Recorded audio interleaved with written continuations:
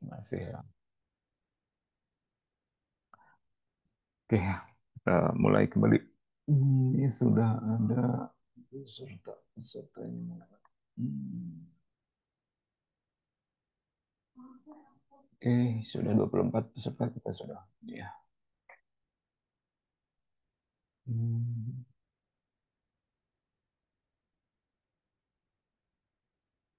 Baik.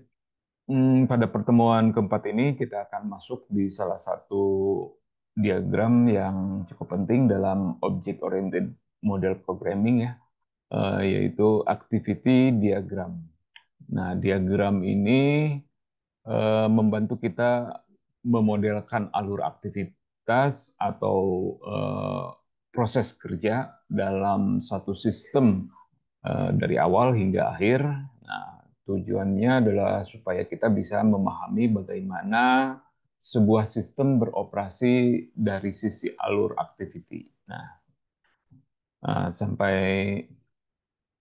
Eh, untuk tujuan pembelajaran kali ini diharapkan seluruh mahasiswa mampu menjelaskan fungsi dan konsep activity diagram serta dapat mengidentifikasi elemen-elemen activity diagram dan mampu menggambarkan activity diagram untuk kasus yang sederhana ya. Lalu menghubungkan activity diagram dengan tahapan analis sistem berorientasi objek gitu. Tadi mana? Mana materinya? Oke. Baik, sebelum kita masuk ke lebih jauh ya ke teknik pemodelan sistem, kita perlu memahami dulu ya fondasi dari metode berorientasi objek atau object oriented method. Metode ini banyak digunakan dalam eh, pengembangan perangkat lunak modern ya yang karena sifatnya yang modular, mudah untuk dikembangkan dan mudah dikelola dengan memahami konsep objek, kelas, dan prinsip-prinsip OOP. Nah, nantinya kalian akan lebih mudah membuat model sistem yang lebih terstruktur dan berkelanjutan. Berkelanjutan ke sini seperti yang waktu minggu yang lalu ya dari pertanyaan teman yang lain, jika suatu organisasi atau perusahaan tidak menerapkan, tidak memiliki histori seperti ini akan lebih mempersulit atau bukan mempersulitnya, lebih condongnya akan sedikit membutuhkan waktu untuk dapat beradaptasi kembali dengan sistem yang baru jika ada perubahan atau ada kebijakan baru ya. Oke, pertama kita mulai dari konsep objek ya. Konsep objek di sini, eh, objek adalah entitas unik yang memiliki data atau atribut dan juga memiliki perilaku atau fungsi. Nah, objek objek di sini bisa berbentuk nyata seperti sebuah sebuah mobil atau buku atau mahasiswa atau bisa juga abstrak seperti transaksi ataupun proses login ya. Contoh sederhana saja, apa ya, jika kita memiliki objek mobil misalkan, maka atributnya bisa berupa warna, bisa berupa kecepatan ataupun merek. Nah, perilakunya bisa berjalan dan berhenti ataupun belok ataupun ya. Nah, jadi objek itu seperti suatu yang memiliki ciri-ciri dan kemampuan. Seperti itulah untuk gambarannya. Nah, lalu konsep kelas. Konsep kelas di sini yang kedua ada konsep kelas ya. Eh, eh, Konsep kelas di sini atau kelas ya adalah cetak biru atau template yang membuat objek jadi eh, yang membuat objek ya. Jadi kalau objek itu adalah hasil jadinya, maka kelas adalah rancangan atau blueprintnya. Eh, Misalkan pada kelas mobil, dari kelas tersebut kita bisa membuat berbagai objek mobil seperti mobil merah, mobil biru atau ataupun seterusnya yang lainnya ya. Nah, semua objek ini akan mewarisi atribut dan perilaku dari kelas mobil itu sendiri. Nah, di sini kalian bisa lihat bagaimana konsep OOP membantu menciptakan banyak objek dari satu desain yang sama. Gitu. Ini ada ini. Lalu yang ketiga, eh, empat pilar utama di OOP ya. Empat pilar utama di OOP ini ada empat prinsip dasar atau pilar dalam OOP yang sangat penting untuk eh, kalian bisa memahami. Nah, yang pertama ada enkapsulasi ya. Ada enkapsulasi di sini. Enkapsulasi adalah prinsip utama untuk menyembunyikan detail implementasi internal dari sebuah objek. Nah, artinya data di dalam objek dilindungi agar tidak sembarangan diakses atau diubah oleh pihak luar. Nah, kita menyediakan akses melalui fungsi ataupun metode yang lebih aman gitu ya. Contoh dari kehidupan nyata, misalkan mesin mobil ditutup kap mesin agar tidak sembarangan orang mengotak-atik eh, mesinnya gitu. Seperti itulah. Lalu yang kedua ada inherentansi ya. Inherentansi di sini adalah mekanisme di mana sebuah kelas dapat eh, mewarisi atribut atau metode dari kelas lain. Analoginya seperti hubungan orang tua dan anak. Nah, kelas anak ini atau subkelas akan mewarisi sifat dari kelas induknya atau superkelas. Nah, tetapi juga dapat memiliki karakteristik tambahan gitu.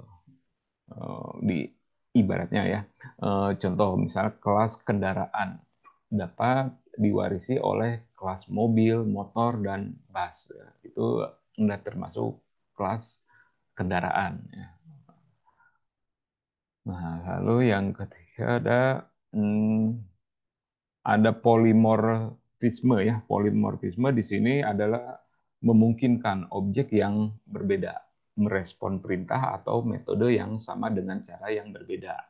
Misalkan ada perintah bergerak. Nah, untuk objek manusia, burung, dan ikan, ketiganya sama-sama bergerak, tapi caranya berbeda-beda. Nah, seperti itu gambarannya. Oke, next. Nah, untuk manfaat. Manfaat pengembangan sistem dari OOP di sini, mengapa OOP begitu populer dan digunakan secara luas dalam industri ataupun dalam hal penelitian, eh, industri software, karena OOP ini memberikan banyak manfaat. Di antaranya, yang pertama ada resab- resabilitas ya, resabilitas kode ya. Ini, oh ininya kurang ini.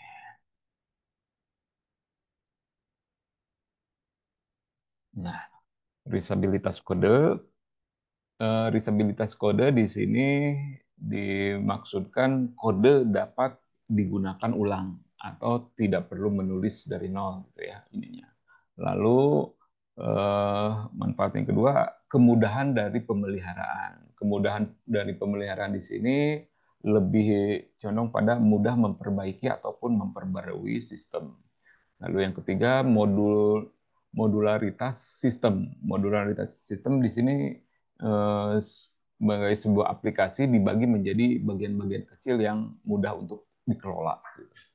Lalu yang keempat ada skalabilitas aplikasi. Ini maksudnya mudah untuk dikembangkan ketika sistem eh, membesar atau mengalami eh, apa mengalami mengalami perkembangan ya. Lalu pengelolaan kompleksitas Ya, OOP ini memudahkan kita untuk mengelola sistem besar agar lebih terstruktur gitu. Nah, OOP ini sangat membantu ketika proyek sistem tumbuh atau diperbarui ataupun dikerjakan oleh banyak developer gitu. Nah, untuk proses transisinya dapat lebih mempermudah gitu ya bagi organisasi ataupun perusahaan. Nah, eh, terkait pemodelan dalam metodologi berorientasi objek, di sini dimaksudkan dalam pengembangan sistem menggunakan pendekatan berbasis objek, kita tidak hanya menulis kode, tetapi juga memodelkan sistem terlebih dahulu. Nah, pemodelan ini membantu kita menggambarkan struktur dan alur kerja sistem sebelum dibangun. Nah, biasanya kita memvisualisasikan model sistem menggunakan UML, Unified Modeling Language gitu. UML ini menyediakan berbagai jenis diagram ya, seperti diagram kelas, diagram activity, dan lain-lain yang akan membantu kita memahami dan uh, mengkondisikan desain sebuah sistem. Gitu. Nah, dengan pemodelan berbasis objek ini kita dapat menyatukan pemahaman antar stakeholder seperti user, analis, dan developer agar sistem yang dibangun benar-benar sesuai kebutuhan. Gitu. Jadi pada intinya eh, metode berorientasi objek adalah pendekatan pembangunan perangkat lunak dengan memusatkan perhatian pada objek dan hubungan antar objek dengan memahami konsep dasar objek kelas dan empat pilar OP akan sangat membantu kita dalam memodelkan dan mengembangkan sistem yang efisien, modular, dan mudah untuk dikembangkan. Seperti itu. Lalu, ini eh,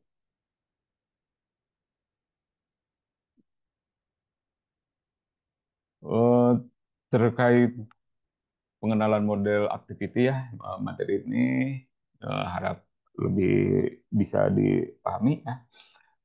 Apa itu diagram activity? Ya, diagram activity pertama-tama kita bisa pahami dulu apa itu diagram aktivitas atau activity diagram.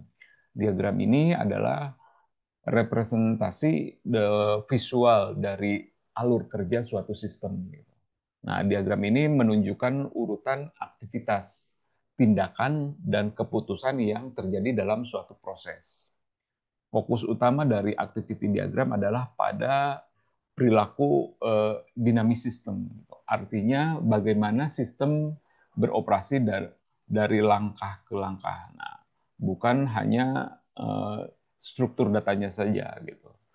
Activity diagram ini sering disebut sebagai flowchart versi UML ya, karena mirip seperti flowchart pada umumnya, tetapi dengan aturan, simbol, dan kemampuan analisis yang lebih kaya. Gitu.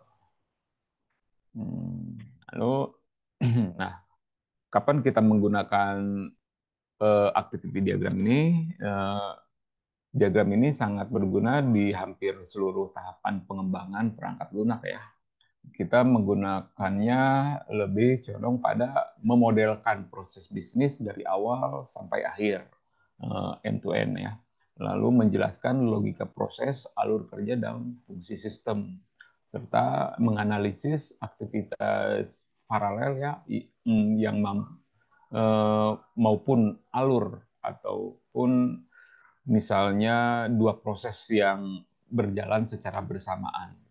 Nah, dengan aktivitas diagram ini membantu kita melihat gambaran besar proses secara jelas sebelum masuk ke desain teknis yang lebih detail gitu. Nah, untuk tujuan dan kegunaan di sini ada beberapa tujuan ini ya. Yang pertama membantu memahami proses bisnis yang kompleks gitu. Lalu mendukung proses analis dan desain sistem. dan bisa juga digunakan untuk memvisualisasikan alur kontrol dan objek serta memperjelas komunikasi antar tim pengembang, analis dan stakeholder. Jadi ketika ada perbedaan ya persepsi antar user dan tim teknis, dengan activity diagram ini bisa menjadi alat penyelaras kesepahaman. Gitu. Nah, lalu terkait perbandingan. Nah, untuk perbandingan dengan alir flow dengan diagram alir ya atau flowchart ya, ini banyak sekali mahasiswa sering bertanya ini bedanya activity diagram dengan flowchart itu apa Pak? Nah, ini sebetulnya keduanya memang sama-sama memvisualisasikan ya langkah-langkah untuk prosesnya, tetapi ada beberapa perbedaan yang penting. Nah, ini untuk activity diagram atau UML ya, ini lebih kayak apa? Lebih kayak simatiknya ya, simantik gitu. Kalau kalau flowchart itu lebih sederhana. Lalu untuk UML mendukung aktivitas secara paralel, sedangkan di flowchart itu tidak mendukung paralel yang secara jelas gitu. Untuk UML dapat menggambarkan swim lane ya dan tanggung jawab tiap aktor gitu. Untuk flowchart ini tidak ada swim lane-nya. Nah, untuk UML lebih cocok untuk sistem yang kompleks, selebihnya untuk flowchart lebih tepat untuk proses sederhana dan linear gitu.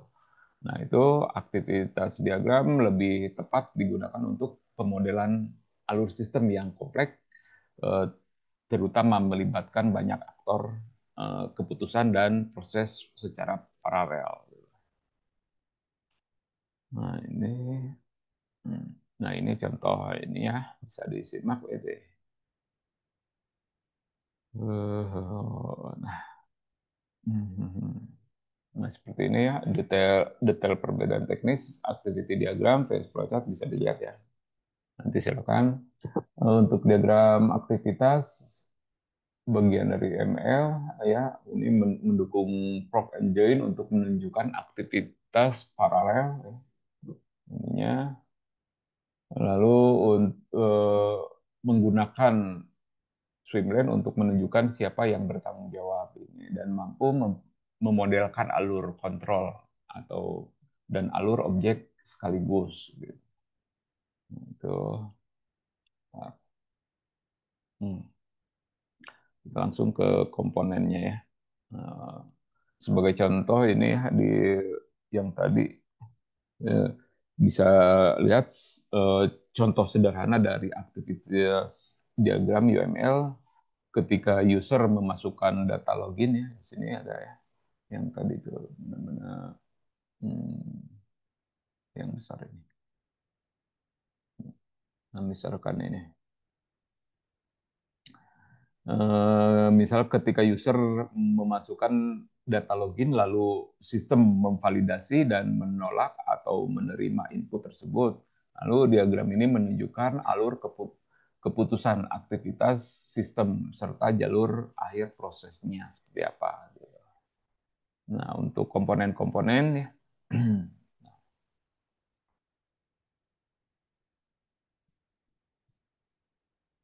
Eh, nah, ini untuk setelah kita memahami apa itu activity diagram dan kapan digunakan, kita masuk ke bagian ini ya, komponen-komponen utama yang membangun sebuah aktivitas diagram dengan memahami simbol dan fungsi setiap komponen. Nah, nanti kalian bisa menggambarkan diagram activity secara benar dan sesuai standar UML-nya. Nah, di sini ada eh, aktivitas dan aksi misalnya ya di sini. Aktivitas dan aksi di paling atas itu tanda panah gitu. Aktivitas ini aktivitas mewakili langkah atau proses yang bersifat cukup besar. biasanya merupakan kumpulan aksi atau tugas yang ingin dicapai.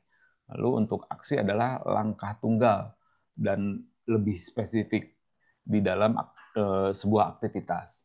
Nah, aksi ini sifatnya lebih kecil, seperti satu tugas yang dieksekusi lah ya ininya.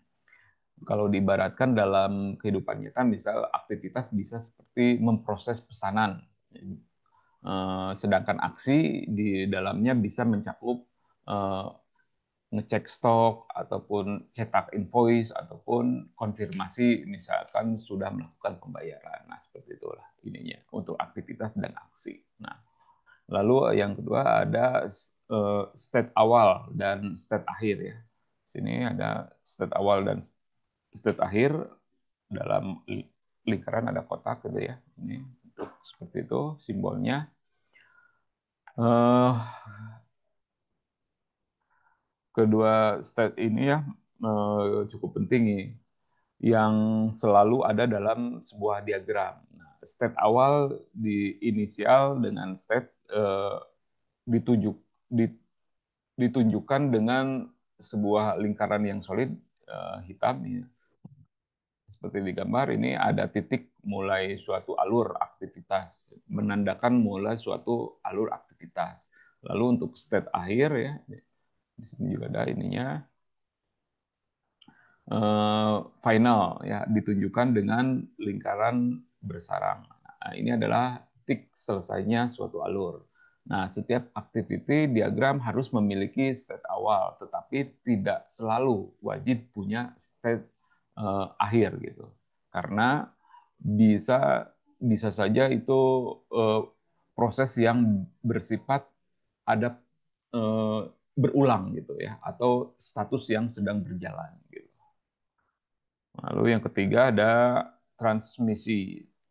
Eh, Transmisi atau control flow ya.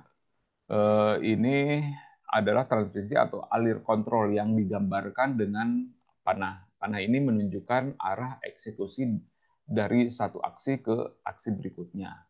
Nah, kalian harus memastikan bahwa panah ini mengalir dengan logis agar alur diagram mudah untuk dipahami. Ya, itu gambarannya. Bis Next, decision node dan mirage node ya. Decision node dan mirage node ya, ini ada apa lagi nih? Uh, untuk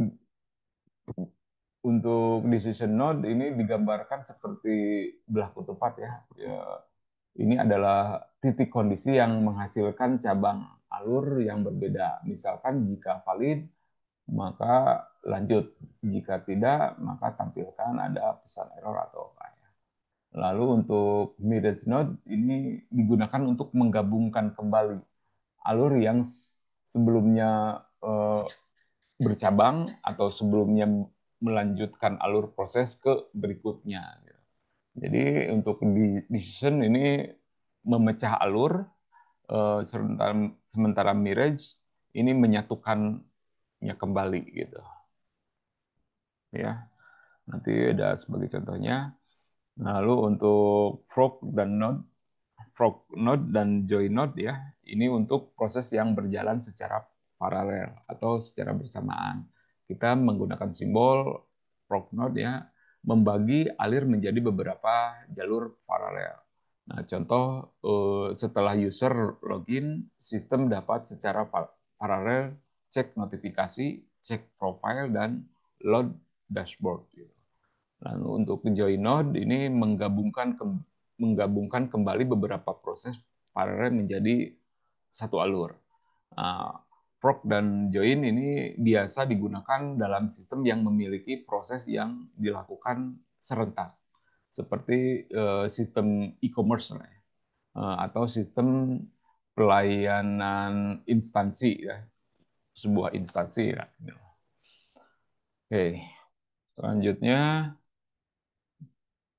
Nah, ini yang tadi ya seperti dijelaskan ada perbedaan antara eh, GML dengan flowchart ya. Di sini ada swim lane atau partition.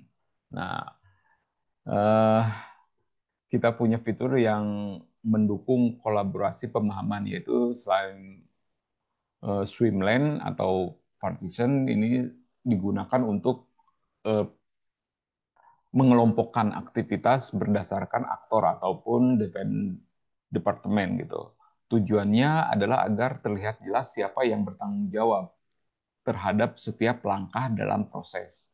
Nah, manfaat swimlane di sini sebagai pembagian tanggung jawab yang jelas dan memvisualisasikan peran dan alur antar aktor, lalu mengkolaborasikan antar tim eh, meningkat karena tidak adanya miskomunikasi gitu. Contohnya dalam proses pemesanan barang. Nah, Swimlane ini dapat membagi aktivitas antar customer dan admin atau admin dan gudang sehingga tidak saling tumpuk tindih gitu. Nah, itu ya gitu ya terkait ininya. Nanti kita lihat ada beberapa contoh studi kasus ya. Nah, ini langkah-langkah oke. Oke, ini nah, langkah-langkah menggambar model activity. Ada nah ini. Nah, setelah kita mengetahui komponen-komponen utama dalam activity diagram, kita masuk ke bagian yang praktis, yaitu bagaimana langkah-langkah membuat model aktivitas yang benar dan sistematis. Gitu. Langkah-langkah ini membantu kita memvisualisasikan alur kerja atau proses bisnis dengan cukup rapi dan dapat dipahami oleh siapapun, baik seorang analis ataupun developer maupun stakeholder ya. Nah, di sini ada identifikasi proses ya, identifikasi proses dimaksudkan langkah pertama adalah yang mengidentifikasi proses bisnis yang akan dimodelkan. Kita harus menentukan ruang lingkup tujuan dan batasan prosesnya. Proses bisnis yang dimaksudkan bisa berupa eh, proses sederhana ya, seperti pemesanan barang atau hingga proses kompleks seperti eh, pengelolaan klaim asuransi lah. Eh, Misalkan dipastikan di awal kita menjawab beberapa pertanyaan, misalkan ya. Proses apa yang ingin dimodelkan, ya kan.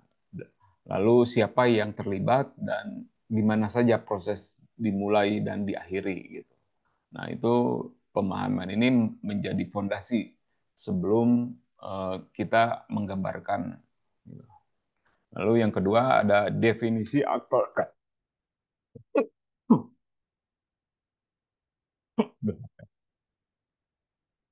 Yang kedua definisi aktor ya, dan swimlane. Definisi aktor dan swimlane di sini setelah proses yang jelas kita menentukan aktor yang terlibat baik manusia, sistem maupun departemen. Nah, setiap aktor akan memiliki swimlane tersendiri agar terlihat jelas siapa yang melakukan eh, langkah tertentu gitu. Contohnya, misalkan dalam proses pembelian online lah, terdapat aktor customer, lalu ada sistem, ada finance, dan ada juga admin, misalkan. Nah, untuk swimlane-nya ini membantu memvisualisasikan bagaimana peran dan tanggung jawab masing-masing. Gitu.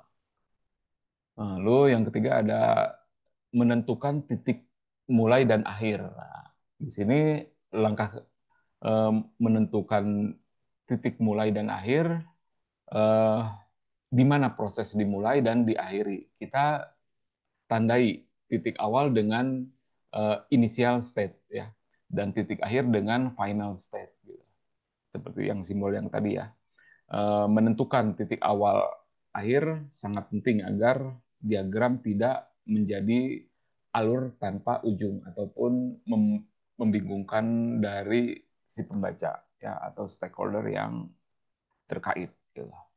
Yang keempat, menyusun urutan aktivitasnya, menyusun urutan aktivitas secara berurutan ya sesuai alur proses. Nah, tulis atau urutan langkah-langkah utama dalam proses termasuk aktivitas yang berjalan linear maupun yang paralel. Nah, pada tahapan ini kita belum perlu memasukkan detail keputusan yang penting, alur dasar prosesnya jelas gitu. Ya. Yang kelima,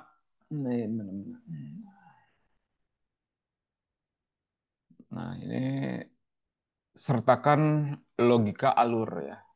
Nah, setelah urutan dasar selesai, kita tambahkan elemen kontrol. Seperti decision node yang tadi ya, untuk percabangan kondisi, lalu mirage node untuk menggabungkan hasil pencabangan, lalu fork dan join untuk aktivitas yang paralelnya di mana. Nah, fase ini bertujuan agar model lebih mencerminkan alur proses yang sesungguhnya, termasuk kondisi dan pengecualian yang mungkin saja bisa terjadi di tengah perjalanan. Gitu. Yang keenam, langkah yang keenam ini verifikasi dan validasi. Verifikasi dan validasi di sini aktivitas diagram yang sudah dibuat, verifikasi mengecek apakah diagram mengikuti alur UML dan logika alur yang benar. Lalu validasi ini memastikan diagram sudah sesuai dengan proses nyata serta dipahami oleh pihak stakeholder. Nah, biasanya kita melakukan diskusi ataupun review ya di saat langkah ini dengan dengan pemilik proses atau user agar diagram tidak hanya bagus untuk didokumentasi tetapi juga akurat dan mencerminkan realita secara nyata gitu. Nah, itu mungkin untuk langkah-langkahnya ya. Nah, ini hmm. Nah, ini contoh praktis misalkan. Kita mulai dari memvisualisasikan alur sistem kerja dan proses bisnis. Misalkan studi kasus, proses pemesanan barang online. Misalkan. Nah, ini ya ada urutannya. Hmm. Bentar.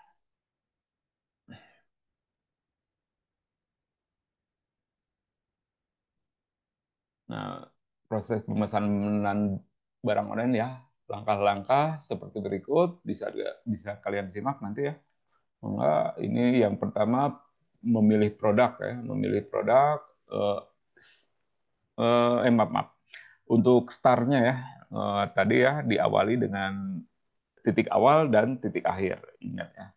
Nah, di sini ada start dan end start ya. Pilih produk, menelusuri. Pilih produk dari pengguna, menelusuri, melihat detail dan menambahkan ke keranjang. Lalu eh, aktivitas berikutnya ada konfigurasi pemesanan, menentukan jumlah dan opsi produknya. Lalu yang ketiga, melakukan pembayaran, memilih metode pembayarannya seperti apa ya. Lalu konfirmasi pemesanan, sistem mengirimkan notifikasi detail ke pemesan, lalu melacak pengiriman. Nah, pengguna dapat memantau status hingga barang tiba. Nah, dari proses ini kita bisa lihat bahwa sistem e-commerce menekankan otomatisasi dan transparansi pada setiap tahapan agar pengalaman pengguna lebih efisien. Gitu. Mungkin kalian nanti bisa disimak ya. Ini beberapa pilihan metodenya, konfigurasi pemesanan ini, lalu ada pilihan ya. Ini jika sukses, nah akan lanjut ya ke konfirmasi. Jika ada kegagalan, ini dia akan berulang. Nah, seperti itu, teman-teman. Contoh yang kedua ada, nah ini, misalkan memvisualisasikan alur kerja sistem dalam proses bisnis, eh, proses registrasi pengguna baru misalkan ini ya. Untuk yang kedua, contoh yang kedua, langkah-langkahnya yang pertama ada biasa titik start ya, dan di akhir yang pertama isi formulir. Ini dari pengguna mengisi data dasar ya. Lalu tahap berikutnya memverifikasi email ataupun telepon ya, sistem memastikan keaslian identitas, memverifikasi ya. Lalu buat kata sandi. Sini setelah selesai lanjut ke profil pengguna, data pribadi dilengkapi ya. Untuk sandi lebih kredensial untuk login ya. Yang kelima, akses sistem. Ini pengguna dapat mulai menggunakan layanan setelah melakukan eh, tadi daftar formulir ya, mengisi nanti diverifikasi kesesuaiannya. Contoh ini menunjukkan bagaimana sistem memastikan keamanan dan validasi data pengguna sebelum memberikan akses. Gitu. Nah, sebagai analisisnya dan interpretasi diagram dari kedua contoh ini ada beberapa poin penting ya. Yang pertama, klaritas proses. Diagram membantu menyederhanakan langkah-langkah yang lebih kompleks. Lalu mengidentifikasi ketergantungan, di sini terlihat hubungan antar aktivitasnya. Lalu optimasi efisiensi ini memudahkan diskusi antar teknis dan non-teknisnya. Lalu komunikasi yang efektif ini memudahkan diskusi antar tim teknis dan non-teknis. Jadi model aktivitas di sini bukan hanya alat dokumentasi, tetapi juga alat analisis untuk meningkatkan efisiensi dan kolaborasi dengan pengembang sistem. Gitu. Oke, next. Tadi. hmm,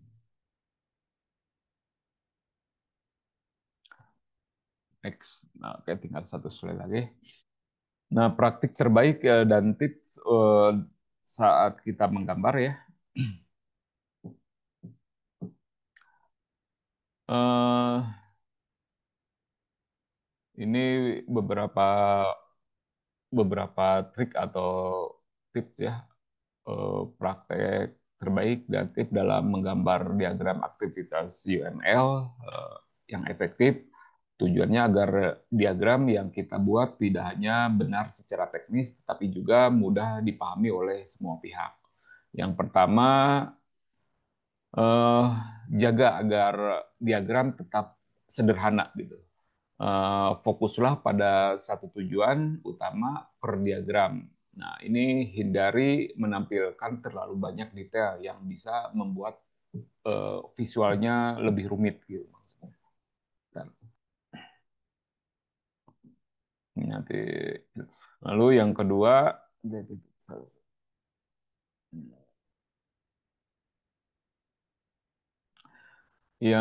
mengidentifikasi ya, identifikasi hambatan eh hmm, internet. Ini deh. Mana sih ini nggak hidup. Nah, bisa nih error lagi deh. Aduh.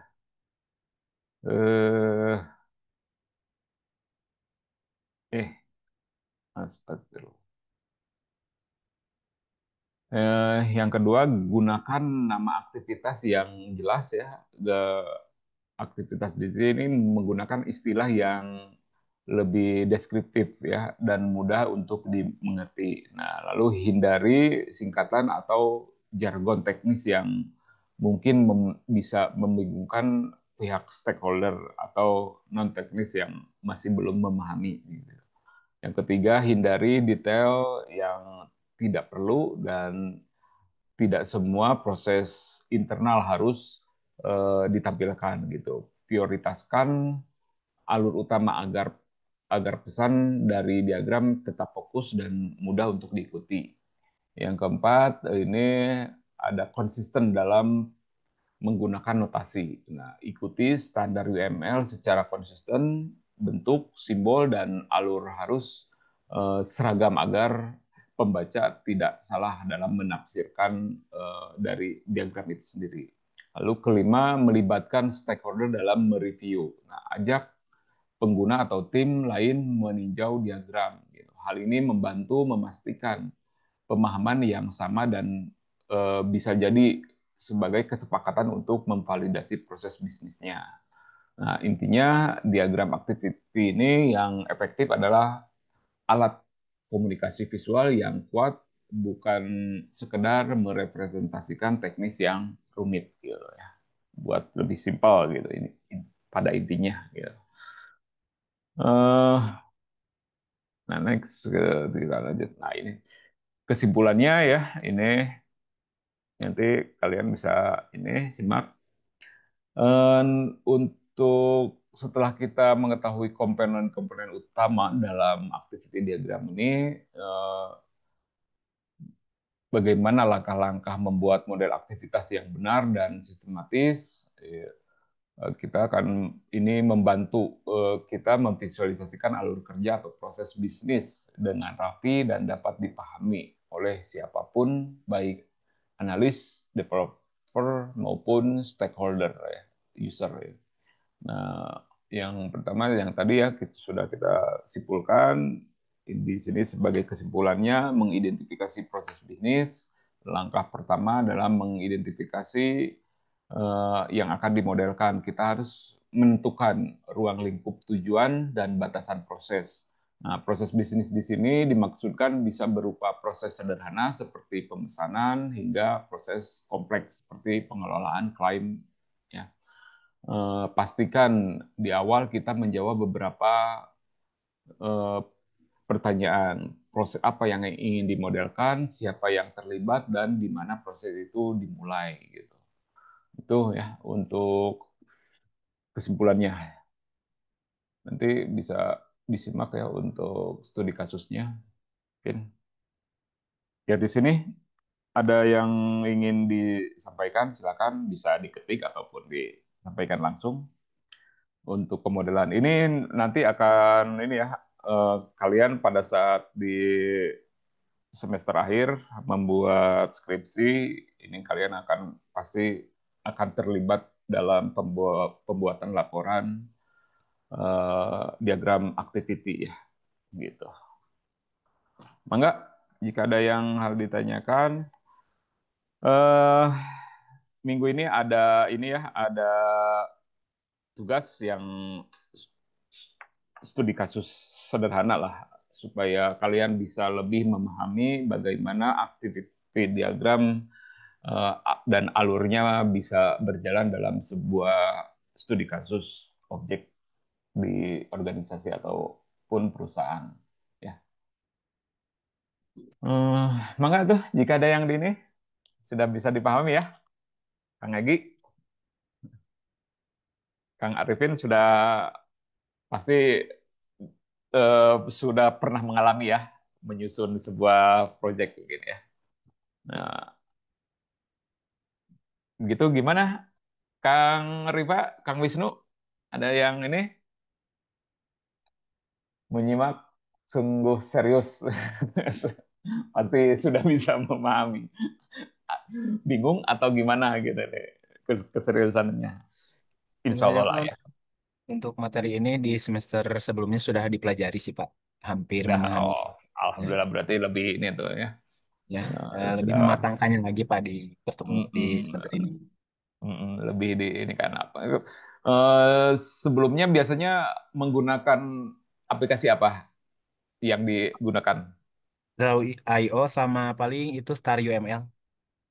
Star UML ya, ya bisa itu ini. Biasanya ya yang bawaan ini ya flowchart ya, Microsoft Visio ya biasanya yang di ini kan. Ya Pak, betul. Nah ada bisa juga menggunakan ini ya menggunakan ada yang online lah itu yang standar. Nah nanti untuk yang tugas bisa menggunakan itu ya. Eh, Bebas lah untuk ininya. Itu mungkin. Ya mungkin ada yang lain. Bisa ini kan bentar. Oh ya, ini saya aktifkan dulu presensinya ya, lupa. Presensi, presensi, oke. Untuk yang kelas nanti gimana? Hadir semua, Teh Momon? Ya, hadir semua, Pak. Hadir Saya ya? ada. Ya. Oh, siap-siap. Ah, rajin, alhamdulillah nih, kompak. Gimana? Ada yang lain? Silakan untuk absensi, presensi sudah bisa di ini ya, diklik. Presensinya, presensi. Ya, oke. Hmm, hmm. Ini presensi udah oke. Aplikator.